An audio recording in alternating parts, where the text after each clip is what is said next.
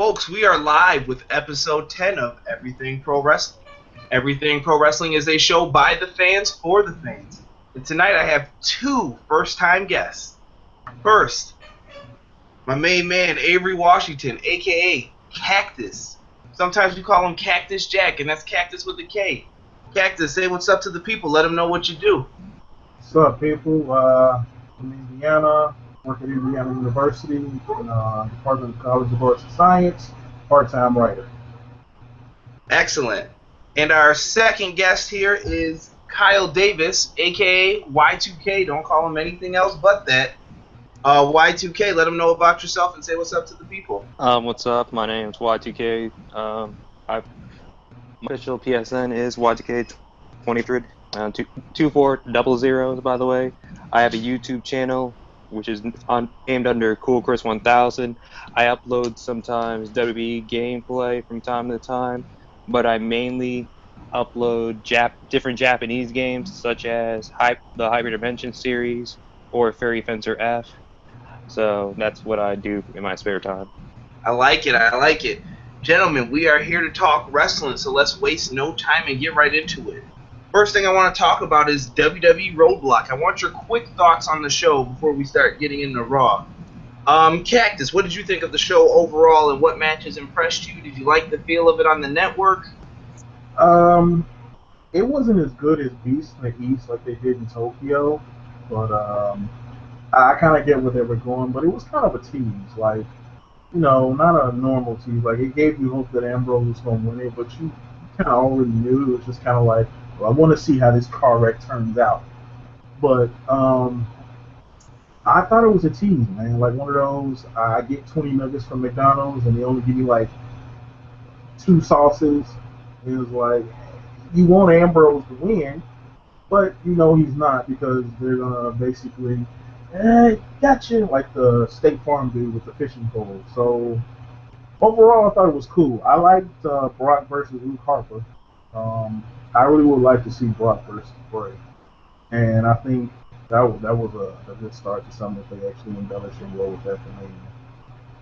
I definitely think that Brock Lesnar versus Luke Harper was a tease for Alita. Maybe this could be a match for a SummerSlam or something happening in the near future. Definitely. Y2K, what did you think of Roadblock overall as a show? Did you like any of the matches on it? I mean, yeah, I thought Roadblock was a pretty decent show. Like, I agree with Cactus, it wasn't as good as Beast in the East, but for the most part, I did like it. I did like the fact that the Revival did beat Enzo and Kaz. I mean, some people aren't exactly a fan of that, but I don't know. I would kind of keep them as the tag team champions for a while. Let them face American Alpha for the tag team belts at, I think it's Dallas and TakeOver. Mm-hmm. And then, I don't know, I would like to see a match between those two teams. I want to see Revival versus American Alpha. Could American Alpha be the team to take the tag team titles away from the Revival? I also did like, however, the fact that Charlotte defended the Divas Championship against Natalya. I mean, it has been a while since we've seen Charlotte versus Natty, and it wasn't as good as their TakeOver match from 2014, but I still thought it was a pretty fair match. It was pretty interesting. Yeah. Overall, what I had down was that it was a pretty good show for what I expected. I was really sad that Enzo and Big Cass didn't win, but I understood why they didn't win. It kind of went both ways. That was the one match that I was going back and forth on in my predictions.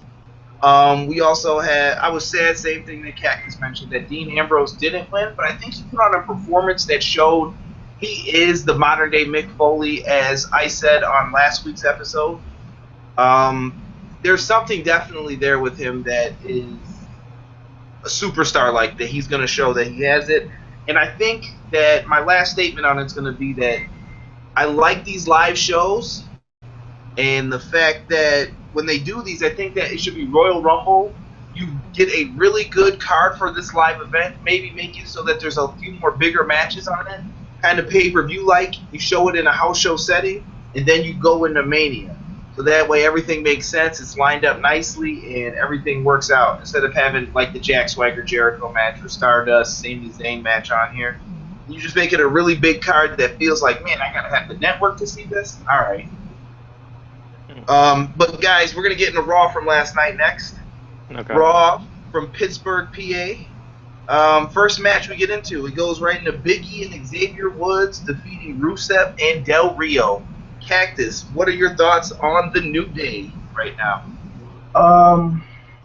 New Day is an example purely of when WWE lets the superstars actually take control of their own destiny and do their own promos and run wild with their own creativity. The League of Nations is an example of we don't know what the F to do with these guys, so we're just going to stick them together. Like some groups, and the WWE is notorious for years back putting groups together. Some of them get over, some of them don't. Nexus was a group that could have gone for a while, but as usual, somebody gets the reins and screws it up. And of those 7, instead of letting the most 4, I think the top 4 guys or whatever just kind of running, everybody else was muscle, they started breaking it down because Wade Barrett had great potential. Justin Gabriel had great potential. They screwed that up. I'd have to say that the New Day is probably, like, group-wise, the best thing since kind of like the Shield. But they're like a comical. They do everything. They're heels, they're comical, they keep you entertained. It's like, it's never a dull moment with them. But I think it was just like, to beat the League of Nations, like, you can't really take them seriously because the League of Nations, you've got 4, you don't know what to do with you guys. You know, Wade Barrett should have had an opportunity to be world champion a while ago. Sheamus just came off another boring run. No one really cares about Rusev that much. I mean, he with Lana, he had his beef with Ziggler, and then there's that other guy. Del Rio. See, that shows how relevant Del Rio is. I personally like what they're doing with No Day. I would personally like to see them versus the Dudleys, though, opposed to the Dudleys versus the Usos. I think if they continue to let New Day run the way they're running, it's just going to be a big draw. And I think as far as the League of Nations, they need to maybe they should let them guys deal with Coffee in the game. You know, because Coffee and Big E and Xavier are good on the mic. They're good in the ring, entertaining all around. Like, I think WWE has just gotten so used to, okay, well, this one guy is pretty decent. These other 3 suck. So maybe we put those 3 with that one and let him be the voice box of it. Then maybe it'll flow. Like Social Outcast. I enjoy Social Outcast more than I do League of Nations. But I think if they keep with that New Day formula that they're going now, there's no telling how far they can go. We might actually see one of them actually be IC champ, world champ, possibly. That's what I would want to see New Day do. Yes. Y2K, what are your thoughts on the New Day right now? I mean, I enjoy the New Day tag team. They're funny, hilarious. Big E cracks me up. I mean, I do like the fact that they got their own box, and it's called Booty-O's. that cracks me up all the time. Because I didn't think the whole Booty-O things would be a thing, but it ended up being a thing, and I think that's great. And they got their own... I like the fact that they got their own merchandise and whatnot. I mean, I like the whole unicorn color scheme and whatnot, but pinkish and whatnot. I know it's weird, but I don't know. I dig it. I dig the weirdness. I kind of do. I mean, honestly. Yeah, I like that New Day does different things, and I think they do that on purpose. Right now, I think anything they touch is turning to gold. So whatever the situation may be, whatever you put them in, that's what's going to happen. And I also agree with Kaktis, I believe, said it before, about New Day should wind up facing the Usos, the Dudleys, and even if you want to throw the League of Nations in there, put them in a TLC match or a 4-corner tag match instead. Do something different with these guys at WrestleMania. Just throw them in there for whatever you want to do with them, but they got to do something different. Yeah. Let's move on here. Next match, we got Dean Ambrose cutting a promo where Brock Lesnar and Paul Heyman come out. Basically, they tease like they're going to do a fight, and Ambrose winds up pulling the crowbar out and taking swings at him. Overall, I gave the segment a thumbs up. You guys have any thoughts on this segment specifically before we get into Ambrose's other one? Ambrose is money, hands down on the mic. He's one of those guys. He's not the underdog that everybody proclaims him to be. He actually can do it all. I just wish they would push him more. And once again, him in the beginning in WWE was a prime example of what I'm saying. You got one guy or two guys that are good, and you sticking together with one guy who really can't promo as well. Dean could tear it up in ring, outside the ring. He held his own in the Shield. Rollins held his own in the Shield. Roman, questionable, which is why we only had the one-liners, leaving that.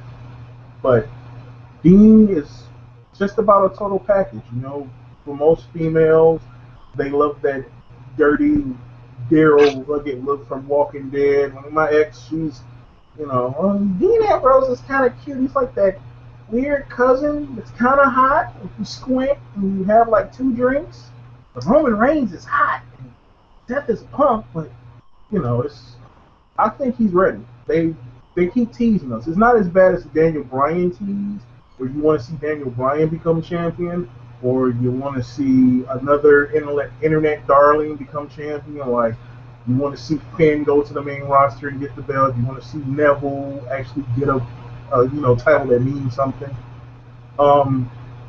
It's just a tease with Dean because he has potential to do it, and he could carry it far better than I believe the Roman can. Not Roman, but Ambrose is good on the mic. He's good in the ring. His performance at Roadblock, just every night he keeps taking it to the next level. Like I said, he's like this age Foley. You can tell in how he acts. His match with Bray Wyatt, when they did all the tables and everything in the ring, it was like Ambrose is. I think they're just playing around, man, and trying to go for the pretty boy muscles thing instead of going for where they actually can get some money in. Y2K, what are you thinking of Brock Lesnar right now? I mean, what are your thoughts on him and Paul Heyman working together? I mean, Brock and Paul, Paul's the talker of the two, obviously. For obvious reasons. I like how Paul Heyman promotes Brock Lesnar like he's a once-in-a-lifetime attraction and whatnot. That's a pretty big deal. Brock Lesnar was the kicker at WrestleMania ending streak. Let me ask you a specific question. People have mixed feelings. Let me ask you this: is Brock Lesnar being used properly in the lead up to WrestleMania 32? Is he in a good spot? For the most part. Obviously, I great championship picture, considering, last year Lesnar never exactly lost that belt. He wasn't pinned or submitted to lose the title. I'm not looking forward to Roman versus Triple H as the main event. I would rather have seen, like many others have said, a fatal 4-way between Ambrose, Triple H, Roman, and Brock Lesnar for the belt. That's just me. Absolutely.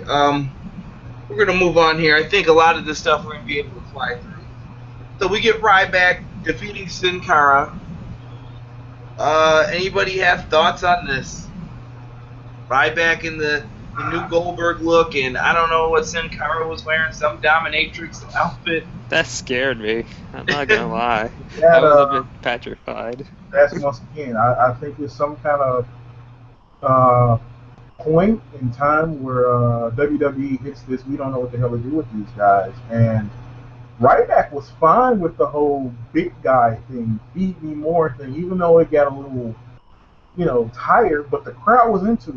It wasn't a quiet moment when he got in. When he came out there, everybody was with him, and he was like, feed me more. But now you turned him into this knockoff Goldberg with a chipped tooth, and come on, man, like, you changing. WWE has this emphatic fetish for trying to fix something that's not broken, and they do it repeatedly. That's why you have so many people lost in the wind. If you're over, which Ryback was over, you find some way to screw it up, and that's what they're doing with Ryback. Like, why is Ryback fighting, Kalisto. Kalisto finally got some shine and got the belt and beat Del Rio, and now you're gonna take it from him with Ryback. I don't know. It's just one of those things where they screw it up for no reason. Absolutely. We move on to a good segment here. Stephanie sets up Dolph Ziggler versus Triple H for the night. Y2K, what did you think of Dolph Ziggler's promo in the middle of the ring with Triple H when they were going back and forth? I mean, I liked it because it felt as if Dolph had nothing truly left to lose. I mean, Dolph is leaving the company soon, so it's no secret. We all know it. I mean, so yeah, I thought it was a pretty good promo overall. Let Pretty me solid. ask you guys this. Go ahead. We can keep it just yes or no. Do All you right. still care about Dolph Ziggler? Yeah, Yes. I do. I'm at that point to where I feel it's getting very hard to care about somebody who constantly loses, or he does the back and forth win, and I know he's going to lose the bigger feud at the pay-per-view. Yeah. Here's the thing. Dolph is one of those guys right now that could really get some major shine if they allow him to. All the big names that you really care about and matter are out. Cena, Orton, Rollins. Those are the top three. That's the Trinity. The Father, Son, the Holy Spirit, as I refer to them. They're out. Injury, whatever.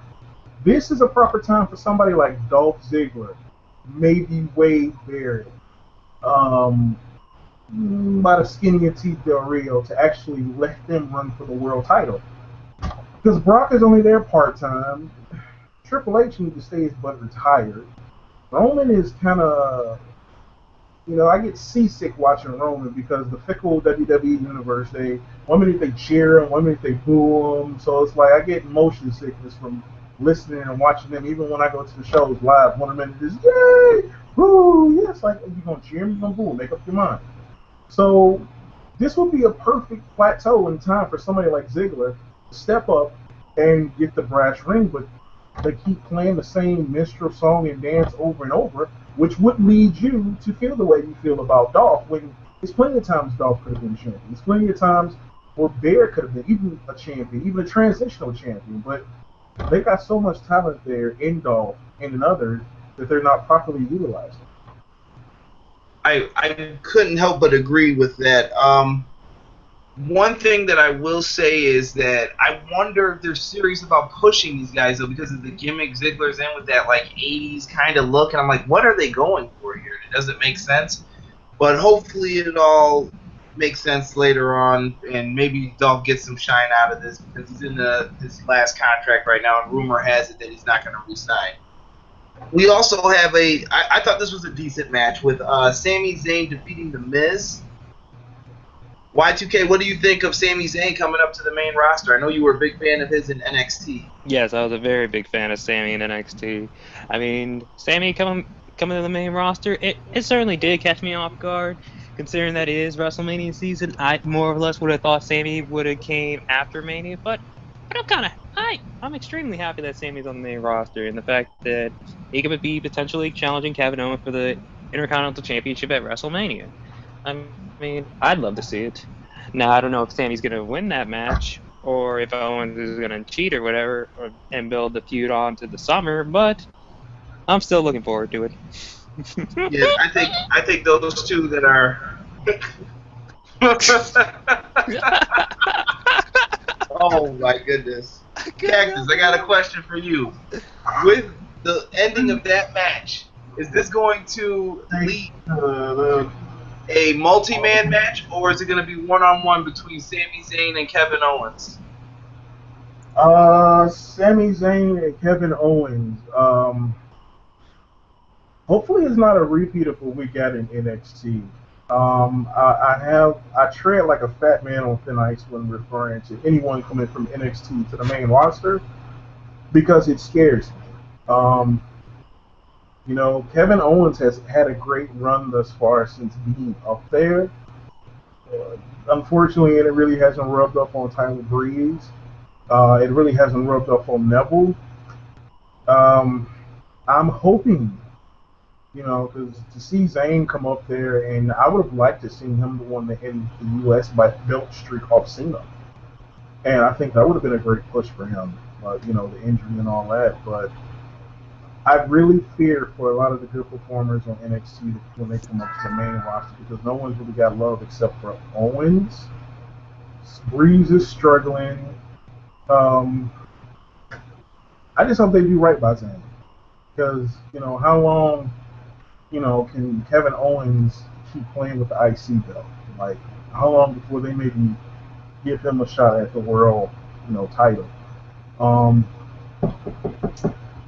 just, man, I'm nervous as a hooker in church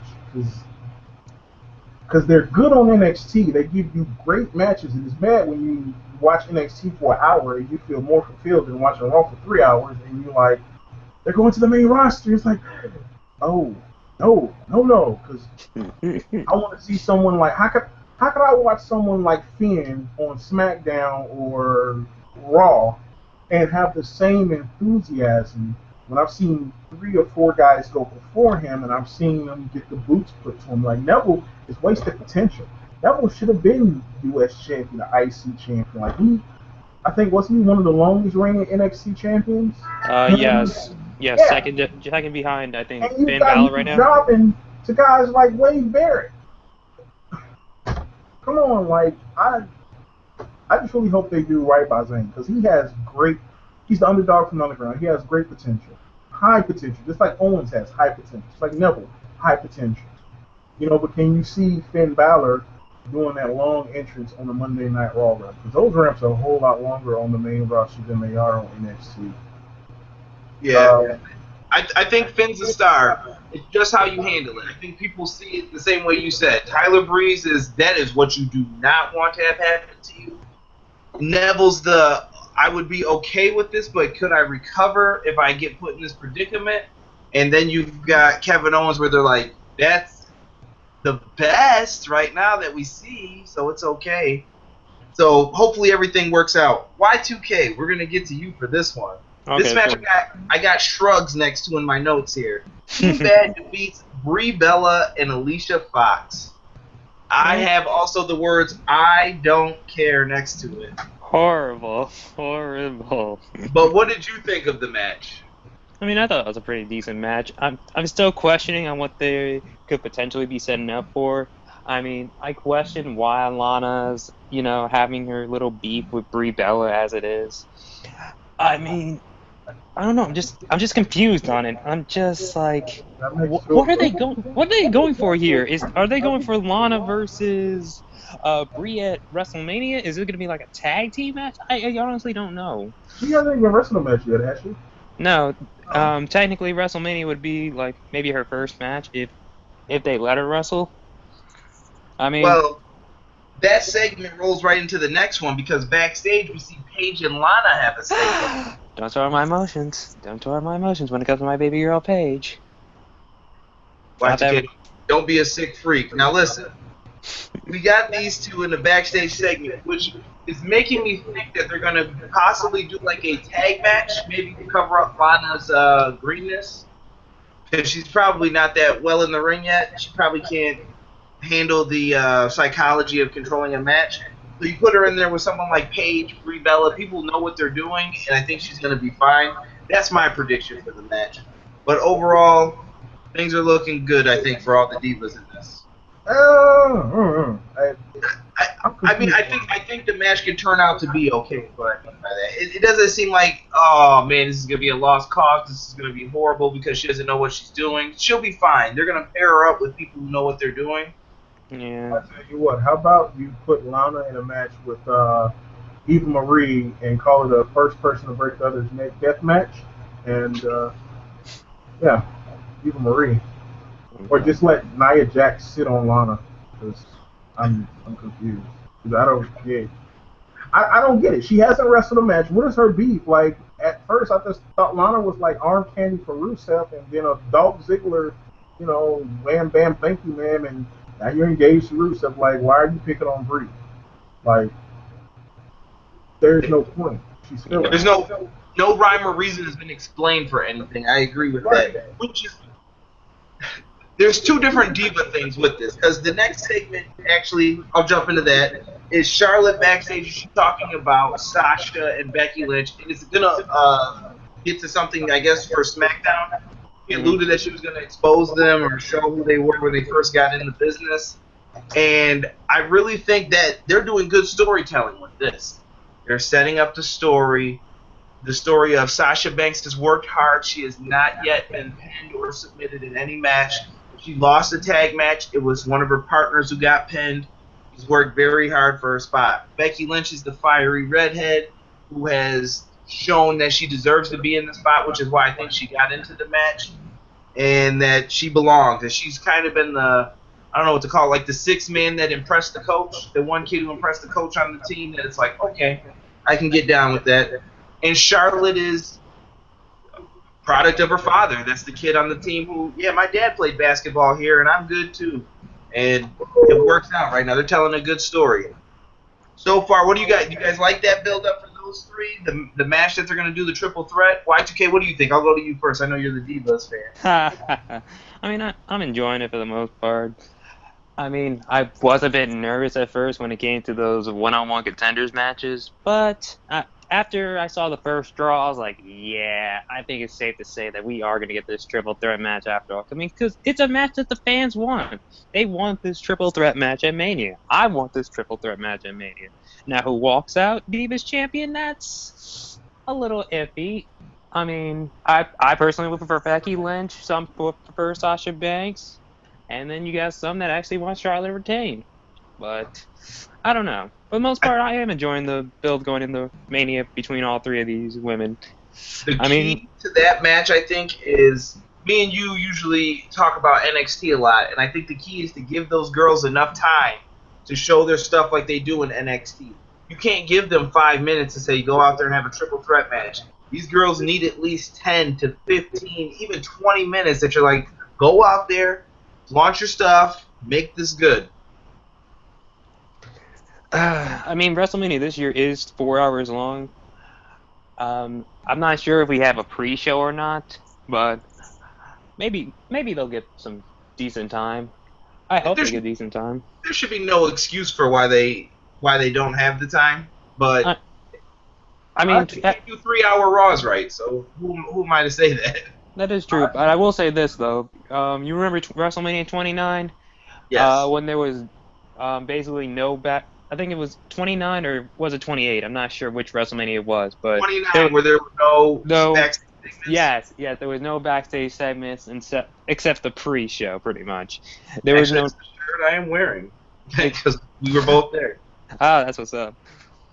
Yeah, and anyway, I think the only backstage segment was on the pre-show before the Intercontinental Championship match. That was it. That's all we got. We didn't get no national anthem and all that. I hope we at least get some backstage segments this year at Mania. I don't Yeah, know. to buffer between the matches, and I'm sure we will. Cactus, quick thoughts on that the Divas real quick. What are you thinking? You feeling it? I have to agree. Like it has classic attitude written all over the Attitude Era. Like you said, daddy's girl, my dad did this, hard worker. And then you got somebody like Becky Lynch who's kind of like, the Robin to the other two Batman. She's like the underdog. She's Sami Zayn in drag. So for me, yeah, you have these three girls coming from NXT. This is three of the four horsemen. I think they're going to need 30 minutes. I agree with you. They need to let them come out there and show up. It's not like, a regular one-on-one. When Bayley and Sasha went at it at Takeover, killed it. That was better than the Owens and Finn match for the title. And then they did it twice. So they killed it like two pay-per-views in a row, and that's just Bayley and Sasha. So imagine now you've got Sasha, Charlotte, and you throw in Becky for good measure. You might even call her. Becky was kind of like what Dean Ambrose was in the three-way with Brock and Roman and Dean. But even then, that match still has potential because you've got two people, or hell, all three of them have submission finishers. So Yes. who's gonna tap who out. You know, it's not gonna be really a pinfall match. It's gonna be a submission match between the three of them. And like I said, if you can get the type of epic matches that you get on NXT Takeover from Bayley and Sasha, or just single matches you saw from week to week between Charlotte and whoever, you add three of those elements together, that may be a show stealer, because just from what you've seen, the build of it, man, that's like one of the few matches I'm looking forward to at WrestleMania. Because I know I won't be disappointed in that. I will say this. I think that when you get to those matches, for those women to start being taken seriously, they need the special entrances. I definitely think you do something with Sasha Banks being the boss, whether you have cars, paparazzi, whatever it is, you give her a really good entrance. I don't know what you do for Becky Lynch. Maybe you give her something with the goggles, a pilot type entrance. I don't know what. And you could even have Sasha come out with Snoop. You could have Becky Lynch come out with like a Mick Foley or someone who endorsed her. And then Charlotte comes out with Slick Rick. And I think she needs to come out with one of the robes like Flair had. Like, yeah, I got this. And you give these girls the time, the entrance, and say, hey, we care about our female competitors just as much as the males. Yeah. So I would agree. Now we get to probably one of my favorite segments of the night, which was Dean Ambrose and Mick Foley backstage. This one, I don't know, it sent like I got the feels a little bit watching it. I really, really enjoyed the fact that they had Mick Foley come backstage and give him like this heartfelt character development, it felt like, with Ambrose. Like, listen, kid, you're doing a great job, but you need to be taken a little bit more seriously. It's WrestleMania season, and I got a present for you, something that I think will help you out. And he passed it on. Basically, he gives him a present, and they talk about how Mick Foley was thrown off the Hell in a Cell in Pittsburgh, PA. And everyone knows that moment. JR saying, by God, they killed him, throwing him off the top. Stop the damn matches, Dad. Exactly. And you get a great moment. And when he opens that box, he pulls out a barbed wire baseball bat, Foley style. It doesn't get any better than that, man. Kaktis, yeah. I know you got Mick Foley. If you see this guy on Facebook, his picture is with Mick Foley holding up 3 action figures. Yeah, man. I had a moment, man. I was like, it's very few times that I marked out in this particular generation of wrestling. And I was like one of those marked out moments. I was in the PSN chat, I think, with Y2K. Was you there? Yeah, I think I was there. And Sick was there. And I just kept saying, it's Barbie! It's Barbie! Get it, Barbie! It was like, grown-ass men all of a sudden resorted back to like a little schoolgirl with pigtails. You gotta get a Barbie! You gotta get a Barbie! I was waiting for it, but, it was like, okay, you're gonna fight Brock, you got a crowbar, Foley's there. They keep making the reference of him being the new school Foley, so it was genuinely like watching Pass the Torch. And once he took the crowbar for him, it was just like all I could say was, get Bobby, get Bobby, get Bobby, get Bobby. And he finally opened the box. It was like, yes. It was like, man, it was like scoring with that hot chick, and then it's like, okay, you're done, you can go now. And it was kind of like that moment. Like, you knew what he was going to get. It's just, stop playing. I just want to see Barbie, and it was pretty cool. And like you said, it was much needed character development. And if they can just stop playing and let Dean go ahead and lead, because he has the potential to. He has the potential to be a great champion. They just.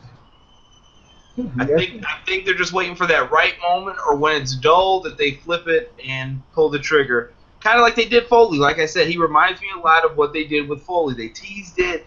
They let him get some big wins, but then they were like, not yet, not yet, not yet. And then, boom, it's perfect now. Get him. Yeah, I think that's what they're possibly waiting for. Foley, he had someone to play off of. Foley had a lot of good people to play off. Austin, Rock, Triple H. Dean doesn't have that many good people to play off. Like with Wade Barrett, the League of Nations. Well, I disagree. I think he's got a lot of people. He's got Roman and Seth. I still think that triple threat match will be something to behold when they finally do it. You've got a lot of other guys who he could do stuff with. Like, I liked him and Bray for a little bit until he lost every match. There's plenty of guys to mix in the fray. They just, I don't know, it seems like they focus on 2 or 3 all the time instead of having multiple guys coming in for the belt. What happened to the days of, I'm coming down. I want a title shot. I want a title shot too. And then someone else's music hits and the champ's like, come on, man. Give me a break. I want a title shot too. So hopefully we get to that. Y2K, any thoughts on the Dean Ambrose Mick Foley segment? Did you like it? I liked it. I liked it for the most. I liked it. I mean, it's like Kaktis says, it was a passing of the torch. And when Dean was holding that barbed wire baseball bat, oh man. And like I said, that gave me hopes that maybe at WrestleMania, Dean Ambrose becomes the new king of hardcore, or he takes on Foley's persona a little bit more. That, hey, this dude's crazy. You don't know what he's going to do in this match, or what could happen in any of his matches. We get to the Usos defeating Bo Dallas and Adam Rose. Usos showed a little bit more aggression in this match. Kind of, okay, it was there for me. Any thoughts on Usos, Bo Dallas, Adam Rose? I prefer the Social Outcasts over the League of Nations. Like they're all losers, but yet they're entertaining and funny. You've got Bo Dallas, who is the world's worst baker and giving cookies, and he's just. And you've got Adam Rose and his grandma's black and white stockings running around. And you've got Curtis Axel, who actually did a good run with, what did he say? I was never eliminated from the Royal Rumble. That's always good for a laugh and gag. I'm the longest running combatant in it because I never eliminated. And he did a good Hulk. I would have loved to see him and Sandow actually do the Mega Powers, but, that's screwed up. And lastly, you've got the one-man band, Heath Slater. Heath Slater's entertaining can stand alone in his own. Each of them are entertaining minus the fact of Adam Rose. So those three of those four, once again, WWE went with that famous formula. We've got 3 or 4 guys that can hold their own entertainment-wise. We may not let them get wins. They probably have no chance in hell of winning the title ever. But let's put them together for entertainment purposes. I would love to see them win the tag team titles and defend it Freebird style. They're all entertaining. The chili dog segment was actually kind of funny last night. Didn't have no Burger King was selling chili dogs either. Good marketing there. Why are they selling chili dogs, man? I don't know, man. What you call it? It just recently started happening. I like Social Outcasts. I think those, if this was the Attitude Era, they would be over clean. Like, I would like to see a group like that in the Attitude Era. They would one of them would at least been hard. They would have been good when they had the hardcore belt for the 24/7 rule. That would have been awesome. If they had that belt now and one of them with the hardcore, great. I mean, they're good. I really like that analogy, actually. That's a really great analogy for the Social Outcasts. That would be a perfect fit for them. And then when someone loses their tag partner or something happens, perfect fit for what they could be doing, which is, you go in the hardcore division, make something funny happen, or let's make it interesting. Yep. We get to the next match. Triple H defeating Dolph Ziggler. Next to this, I have awesome match of the night. They did a good job in this match of building up everything. There were some awkward things. There's something I noticed. This is kind of a weird thing before I get to Y2K's thoughts. Mm-hmm. The whole dynamic of watching someone like Triple H versus someone who's new school like Dolph Ziggler, you see a lot of awkward moments in the ring where Dolph and these guys do these spots to where Dolph knows you're going to block it and he's going to slide off and you're going to duck and then he's going to say, I'm going to duck again, block you, then super kick you. Dolph and, Owens together, get it, it works, it's fine. But when you get in there with, Triple H is like, what are we doing? This makes no sense. And you get those meshing of styles. And they had a couple moments like that, but they still did a really good job of working together in this match. It felt very old school, the match, with Triple H going to the second rope, jumping off and getting nailed in the face with the boot, and then the, whatever they're called, the catapult into the corners. It just reminded me of an old match that you would see on WCW, maybe in the main event. Y2K, what did you think of the match overall? I mean, you had that slight hope that maybe Ziggler was gonna beat Triple H. Keyword slight hope. I'm not saying that Ziggler was guaranteed to beat Triple H or nothing like that. I mean, after Triple H beat Ambrose, why would Triple H lose to Ziggler? I mean, but I could have seen, I don't know, Roman coming down the ramp or whatever, distracting Triple H, then Ziggler out of nowhere zigzagging him, 1, 2, 3. But I guess they didn't want to go with that. I mean, I guess that's okay. But then, what do you do with Ziggler going into WrestleMania now? I mean, he does he even have a match anymore? I'm not even sure. That's what makes me wonder if they're going to allude to some multi-man match, or if maybe Ziggler gets in the Andre the Giant Memorial Battle Royal and threatens to win it. I don't know. It's interesting to see what they're going to do on SmackDown and next week's Raw to see what plays out with Ziggler a little bit. Roman Reigns beat down of Triple H.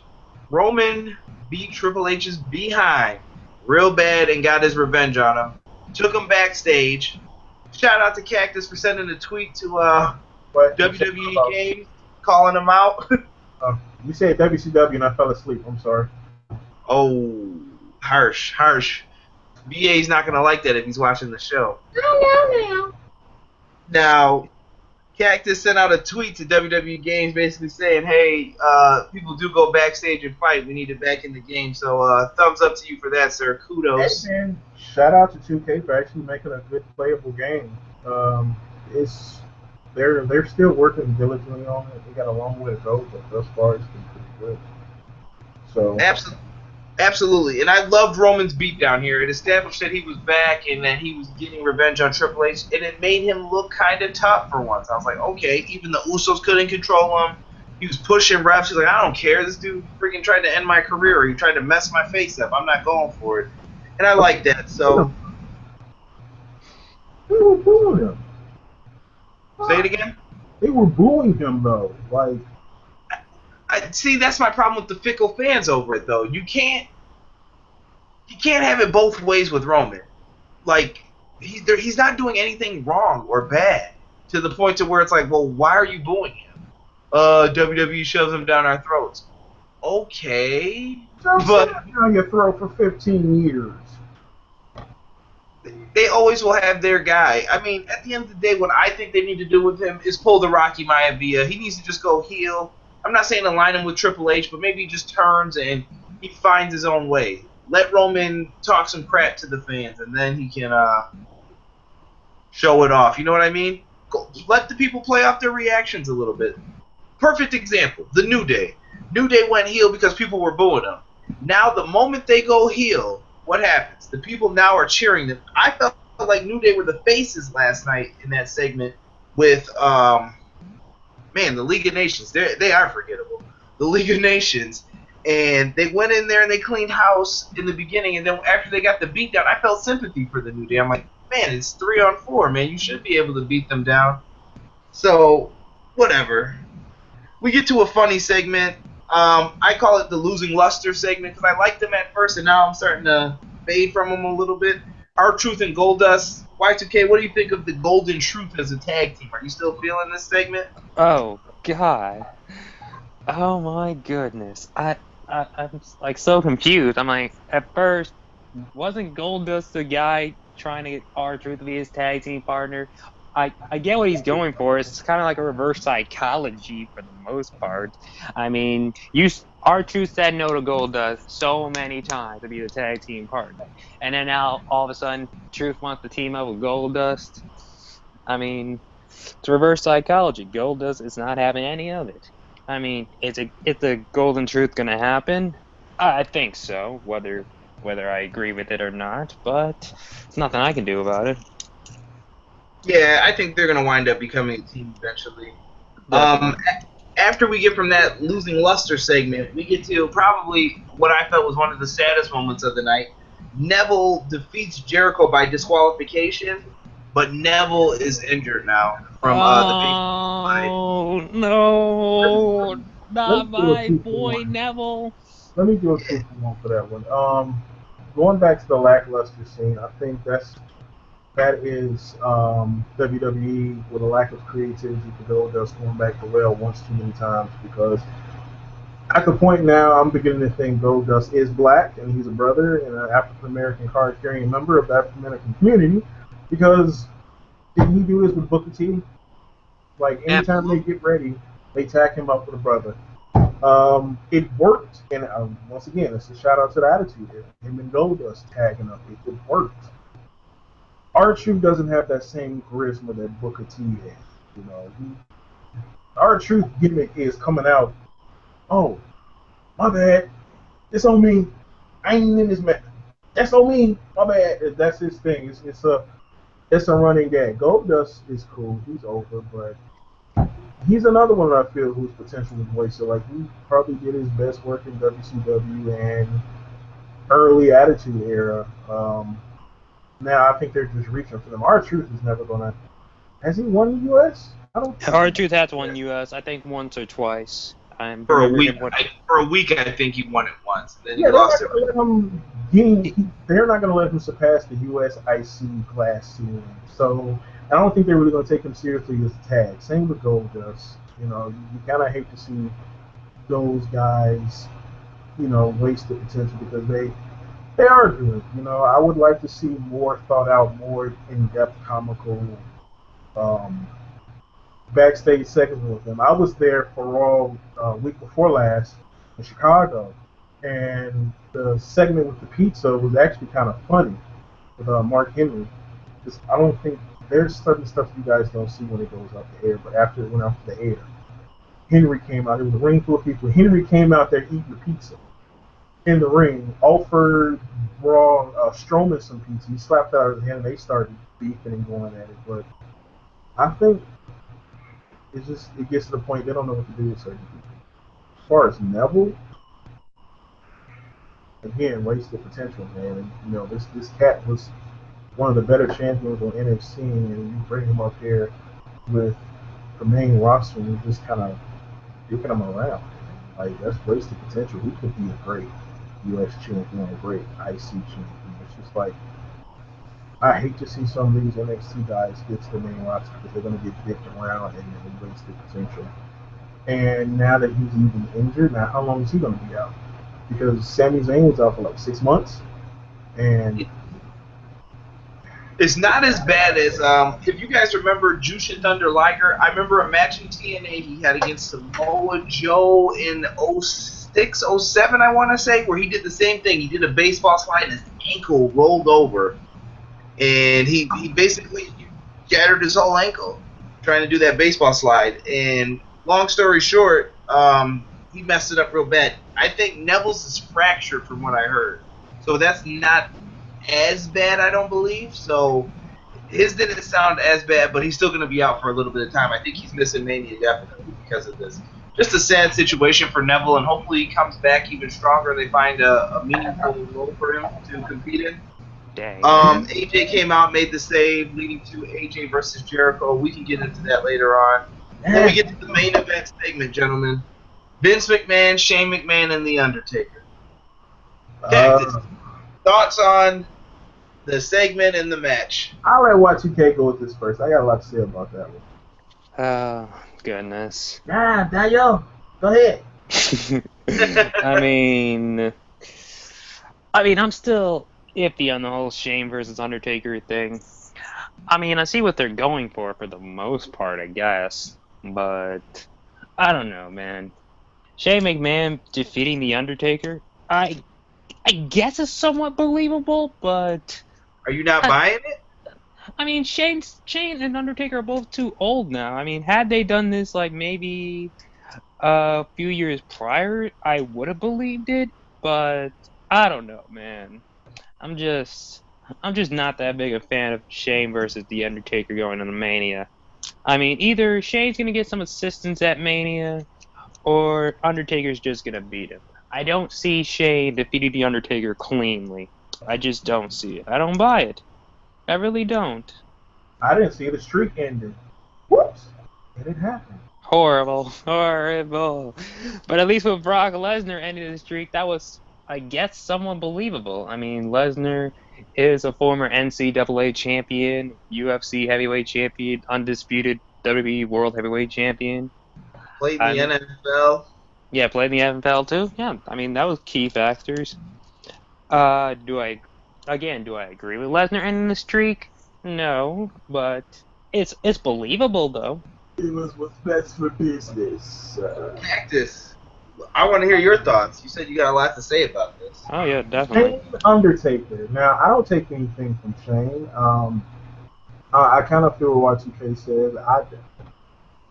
I don't buy that much stock into Shane beating Taker, especially if this match was like 10, 15 years ago, especially when the dead man was in his prime, especially when Shane was in his prime, even though we've seen Shane have some legendary matches, and especially with that coast to coast across the ring to the garbage can. Him and Kurt Angle, King of the Ring, toss him through the glass. Like we've seen Shane climb the Titantrons time after time and just like straight go all in. Um, Shane's looking old.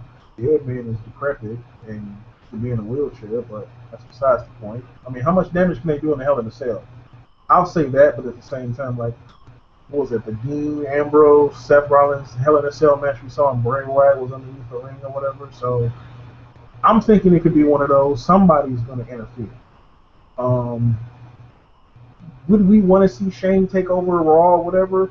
Yeah, but even if Shane loses, doesn't that kind of leave the door open for him to take over SmackDown? And Shane could take over SmackDown and bring SmackDown back to its former glory how it used to be. We used to be just as amped to see SmackDown as we did Raw. And that would be kind of cool because they're signing all this new talent. Wouldn't it be a weird angle? Yes, Stephanie and Hunter still on Raw. Now you've got Shane on SmackDown, and you can actually save SmackDown. But I don't know, man. Like Taker already got 22-1. Like, yeah, Shane beating Dead Man. Like, I get it, but then I get it, but I don't get it. It's kind of like a really watered, sauteed version of something from Attitude Era. Like,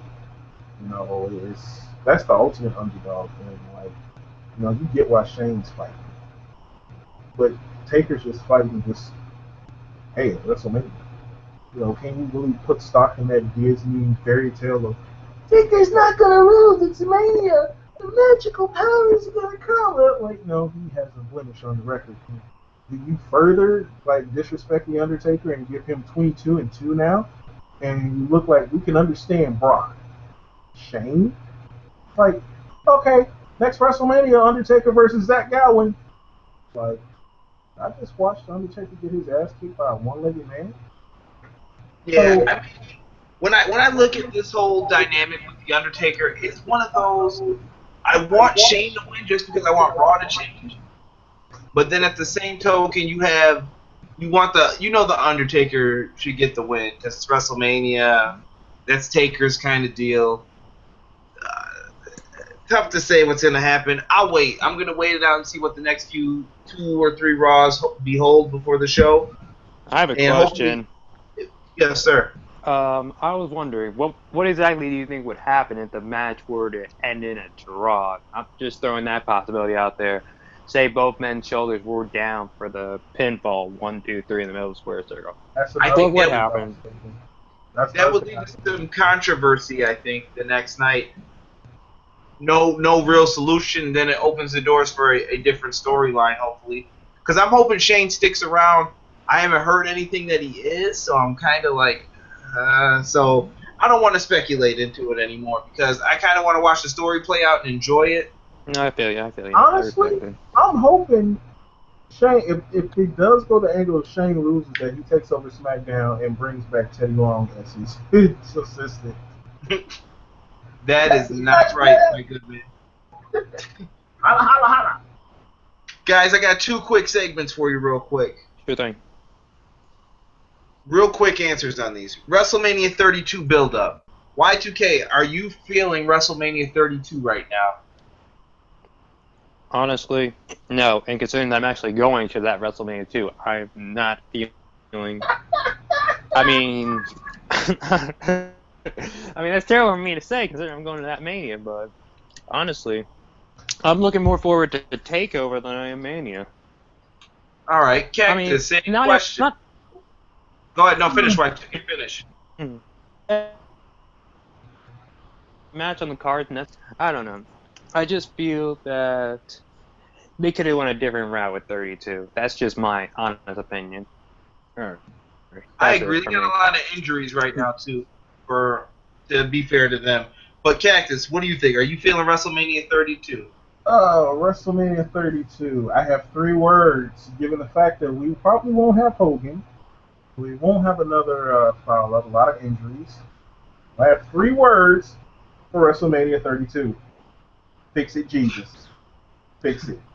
Because I have, man, like, I don't see the luster in it. Like, besides the Divas match, besides NXT replay of Sami Zayn and Fat Boy Owens, Owens eat, and Shane and Taker, and Roman and Triple H, like, ah, I get it. on bootleg. I won't even watch it on the network. I'll catch the bootleg. Next segment here. I want to know. Give me 3 wrestlers right now that have your attention. I'll start off with me first. First 3 guys that have my attention right now in the business. Number 1, Jay Lethal from Ring of Honor. Jay Lethal is probably performing his best work right now, and I think he's doing a heck of a job. And Jay Lethal is someone that you need to go out of your way to make sure you go see. So if Ring of Honor is coming to your town, I highly recommend it. Go out there and see Jay Lethal, whether he's competing against Moose or whomever he's facing, Matt Sydal. It doesn't matter who it is. Jay Lethal has been on point. My number 2 is Phoenix from Lucha Underground. This guy is incredible. So many good things to say about him. I wish I had more time on the show to review Lucha Underground, but big thumbs up to him. And Dalton Castle from Ring of Honor. And I know he plays the kind of fruity gimmick that a lot of people don't like, but Dalton Castle and the boys are doing a good job, and I could definitely see him being a person that could carry the company in the future as well. Y2K, your top 3 wrestlers that have your attention right I now. mean, as of right now, top 3 wrestlers. Number 1, I gotta go with the perfect 10. 10, 10, 10, 10. Ty Dillinger. I don't know, man. I kind of like the whole perfect 10 thing. I mean, it fits. It fits Ty Dillinger. And the reaction he gets every time he performs this little 10 thing, it's phenomenal. I mean, it's slowly catching on for me. I mean, Ty Dillinger at first, obviously, when he was paired up with Jordan, I don't know. I felt like he was the weak link of the team, but now that he's on his own doing his own thing, I can dig it. I mean, I just wish Dillinger wasn't injured for like Lord knows how long before finally making his return, but it's whatever. As far as my number 2 go, I gotta go with Chad Gable, from NXT. I mean, what you call pairing him up with Jordan is spot on. I don't feel like the team has like any real weak links whatsoever. Jordan and Gable are uh, a good a good tag team, very good tag team, matter of fact. A team I would like to see take on the revival. I felt like Jordan and Gable should have won the Dusty Rhodes Tag Team Classic. I Absolutely. Yeah, they should have won instead of Joe and Balor, honestly, because they are the example of a good new tag team. And my number 3, oh goodness, that's a tough one for number 3. You should pick that one guy. Uh, which guy? He's nuts. You're horrible. I fell for it. No! I don't. Damn it, Cactus. Alright, but seriously, as far as number 3 goes, I gotta go with Sami Zayn. I mean, Sammy's my guy. He's been my guy in NXT since day 1. Since his matches with Cesaro, back at Takeover and whatnot, to fighting Owens. Sammy's my guy. Sammy is my guy. My go-to guy. Absolutely. I'm a big fan of all those names. Cactus, top 3 wrestlers that have your attention. Right now, AJ Styles. I really, really, really, really, really, really, really, really hope they utilize him to full potential and just. I hope they don't do him like they did Sting. You know, when those other guys come in, they give them the short end of the stick, give them the grizzle, and don't give them the meat. And people have been drooling and waiting for Styles to get here, and I was like, oh, because everybody marked out at the Royal Rumble. I was like, yes! And so, AJ, I have my eye on him. I would have liked that Jericho tag team to work out, because that was a nice little gimmick, Y2A, you know, Y2. Like Y2K said, Sammy, I'm glad that he's back. I hope that they actually give him a chance to actually win something, because, like I said, I have that superstition about NXT guys coming up to the main roster and getting bent over and screwed with no lube or a kiss goodnight or a text the next morning.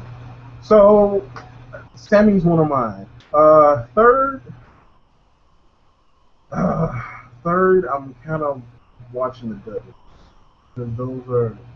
That's another one. I'm happy the Dudleys are back, just so I can play them in the game if they make it into 2K17. So, I feel it's time for them to get the tag belts, bring a little hardcore back, some tables. I'm actually hoping it is the actual tables match or some form of it at WrestleMania. So I got my eyes on the Dudleys because I do kind of want that old school tables, ladders, match, chairs thing to come back to first. So yeah, those are my top three that I'm keeping in mind.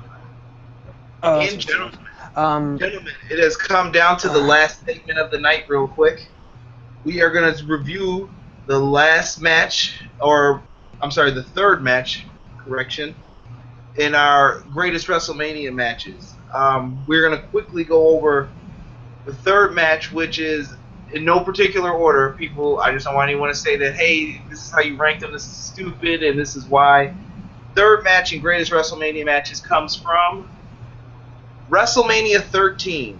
Stone Cold Steve Austin versus Bret the Hitman Hart in a submission match with the special guest referee, Ken Shamrock from the UFC. What a great match this is. This is probably got to be on most people's top 5 WrestleMania matches, I would say, when I was going over them in my head. This match had so many things going on, so many controversies behind why everything happened. If you remember in the beginning in the Rumble, Shawn Michaels just won the belt back from Sid. And Bret Hart and Shawn Michaels were going to main event, but in role reversal this time, where Shawn was going to lose the title to Bret the Hitman Hart at WrestleMania. Then Shawn gets a knee injury. Bret says he's faking the knee injury. They have the Sunny Days promo, and it got really bad between them throughout '97. Just a crazy time period. I think one of the most exciting times to watch wrestling as a fan was in '97. Very creative stuff happening. Whether you were like, is this real or is this not happening the way it's supposed to? Did something go wrong? Yeah. Just nuts stuff. Kaktis, what did you think of this match overall when you watched it? I thought it was great performing. I thought it was great storytelling.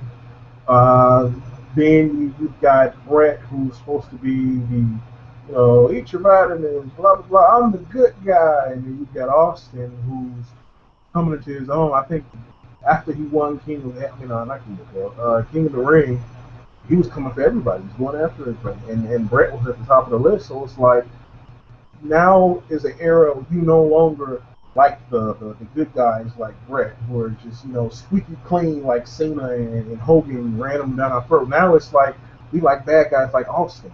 And I like the way that match played out because it didn't make neither one of them really look weak. It actually progressed them. Austin wound up tapping out in the pool of blood. So he said, I never quit. He didn't quit. He basically passed out. And then you've got Bret, who was supposed to be the poster boy, and now he's pissed because he feels disrespected, and everything that happened with him and Shawn, now you're carrying that over to him and the Rattlesnake, and it's just making him just go nuts. And you could actually believe it when you saw him cut his promos and his actions and how blatantly he wanted to tap Austin out, because everybody knows Austin is just going to basically give you the finger, what, talk trash, and pop a beer at the end. So that is like one of those matches that you would actually kind of like to see nowadays, that would maybe bring some kind of life back to wrestling. Some of the stuff that you saw in the early 90s, late 90s, stuff that they were doing then. People are so damn sensitive about being politically correct. Like, I don't think half the stuff we saw in the '90s would really rad these days because everybody's such a, left white. But no, he said this. He said it. No, no, no. Like, we miss out on a lot of great storylines, a lot of great matches because WWE, you have to sound to hear what they're doing, or they're worried about political backlash. So I don't know, man. It's just those are one of those classic matches that you carry with you, and you're like, man, this is what wrestling used to be like. This is when it was fun for me. Now it just seems like they're a public company. We're gonna shove John Cena 2.0 down your throat. We're gonna make you want Roman Reigns. We're gonna make you do this instead of giving it to the guy that you see day in day out, like me and Ambrose. So I don't know. Just matches like that make you long and salivate for like a good match and like yes, you want to snatch somebody up at work who doesn't even watch wrestling. Did you see that shit, man? Did you see it? You should watch it.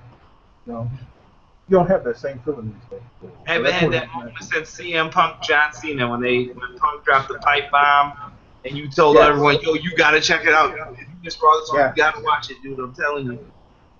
Y2K. Thoughts on the Bret Hart Stone Cold match? I mean, I thought it was a good match, and the fact that it added Ken Shamrock as a special guest referee, that was an interesting twitch that I certainly didn't see coming. Anything coming. Oh, goodness. Anyway, I don't know. I just thought that the match was good. I mean, the match was so good that it was featured in 3 WWE games. I mean, it was featured in, I think, WWE 13. It was featured in 14 in the 30 years of WrestleMania, and this year in 16. So, I mean, if the match wasn't that good, I don't think it would be featured heavily like all these other matches were. Within 14 with that 30 years of WrestleMania. Absolutely, gentlemen. And I wrote down some thoughts on the match here. What I got is it felt like an old school NWA type match. At that moment, it did not feel like the usual WWE type of match. They were whipping each other into the barricade, going over the top of the barricade, choking each other with ropes or the cable cords for the cameras on the ground, figure fours around the ring post. Yet lots of good spots in the match, and I felt that the blood was so important to this match. It added to the match so much.